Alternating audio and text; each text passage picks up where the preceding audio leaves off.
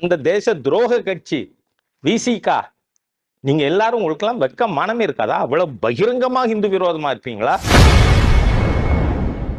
முதல்வர் ஸ்டாலின் அடுத்த தலைமுறையை நாசப்படுத்துவதாகவும் இதனால் அடுத்த ஆண்டு திமுக ஆட்சி மக்களால் தூக்கி எறியப்படும் என ஆவேசமாக பாஜக மூத்த தலைவர் ஹெச் ராஜா செய்தியாளர் சந்திப்பில் ஆவேசமாக தெரிவித்துள்ளார். தமிழ்நாட்டில் இவ்வளவு நடந்திருக்கே, ஹெச் ராஜாக்கு தெரிஞ்சது உங்களுக்கு தெரியாதா? Whole national media was there in Tiruchendurai when I was there.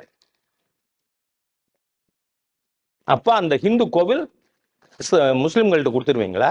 Hindu விரோத தீய சக்தி திராவிட முன்னேற்ற கழகம்ங்கிறதுக்கு இந்த வக்ஃப் போர்டு விஷயத்துல இந்த திருத்தத்தை அப்போஸ் பண்ண எல்லா பார்ட்டியுமே ஹிந்து விரோதிகள் தான்.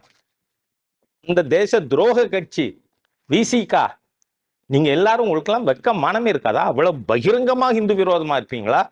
ஆகவே இது ராஜ்யசபாலையும் நிறைவேறும்.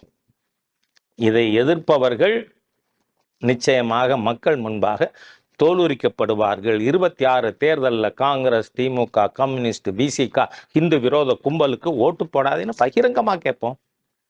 ஏன்னா நீங்கள்லாம் ஹிந்து விரோதிகள். இந்த ஆட்சி நீடித்தாலே அடுத்த தலைமுறைக்கு மிகப்பெரிய ஆபத்து. இன்னைக்கு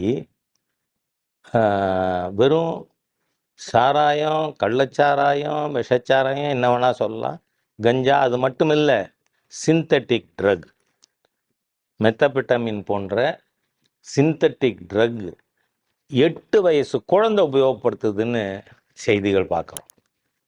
அடுத்த தலைமுறை நாசமா போகாது. நான் கேட்குறேன், இந்த செய்தியை பார்த்தும் ஸ்டாலினுக்கு தூக்கம் வருதா?